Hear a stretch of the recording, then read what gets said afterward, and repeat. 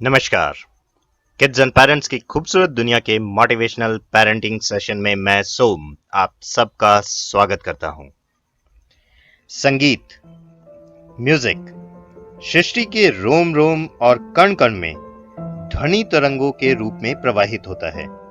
सृष्टि की उत्पत्ति से लेकर आदि अनादि यहां तक कि शून्य में भी संगीत हमेशा विद्यमान रहता है। प्रकृति की हर वस्तु में ध्वनि होती है और जब उसी ध्वनि को लय, ताल और सुर में पिरोया जाता है तो वह संगीत बन जाता है। संगीत का प्रभाव हर जीव पर पड़ता है क्योंकि इसका सीधा संबंध मानसिक तरंगों से होता है और हर जीव अपनी सोच के अनुसार ही अपने जीवन का निर्माण अथवा संहार करता है। संगीत की तरंगे जीवन में सकारात्मक ऊर्जा का संचार करती हैं। बच्चों के पैदा होने से पहले ही संगीत की विद्युत तरंगों के माध्यम से उनके व्यक्तित्व को डिजाइन किया जा सकता है।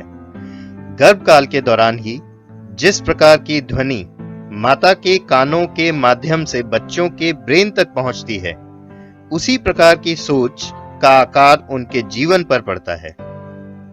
Patience, concentration, imagination, logical thinking और बिहेवियर स्किल्स को डेवलप करने के लिए संगीत एक सर्वश्रेष्ठ माध्यम है। परंतु संगीत के संदर्भ में सबसे महत्वपूर्ण बात है संगीत का चुनाव। जैसा कि हम जानते हैं कि हर ध्वनि संगीत का एक रूप होती है और उसका प्रभाव हमारे ब्रेन पर पड़ता है।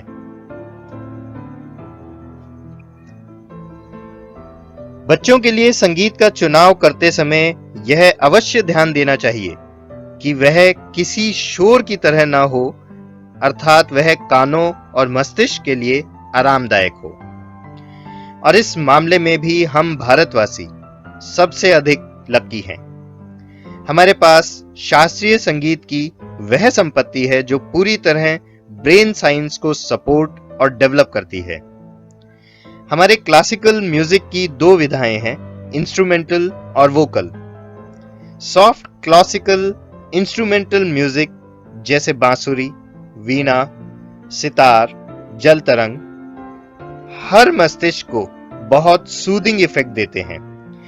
गर्भावस्था के दौरान और बच्चे के जन्म के पश्चात यदि आसपास के वातावरण में क्लासिकल इंस्ट्रूमेंटल म्यूजिक लगातार बच्चों के कानों में पड़ता है तो उसके ब्रेन को एक स्ट्रॉन्ग मैसेज मिलता है और उसके इंटरपर्सनल और इंट्रापर्सनल स्किल्स बहुत शानदार रूप से विकसित होते हैं।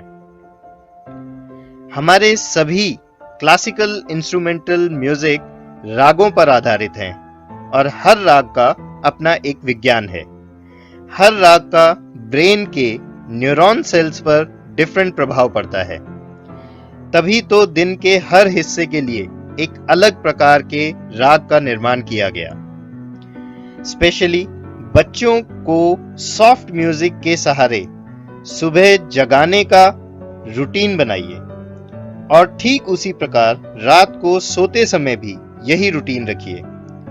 जिन घरों में इस प्रकार से एक हैबिट डेवलप हो जाती है, वहां बच्चे अधिक काम, पेशेंसफुल, क्रिएटिव और अच्छे लॉजिकल थिंकर होते हैं।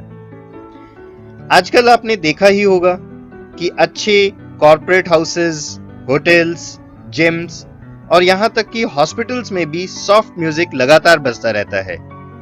कुछ हॉस्पिटल्स में तो पेशेंट को ठीक करने के लिए म्यूजिक को थेरेपी की तरह भी यूज किया जाता है, क्योंकि आज का साइंस हमारे क्लासिकल इंस्ट्रूमेंटल म्यूजिक में छिपे विज्ञान की ताकत को समझ चुका है।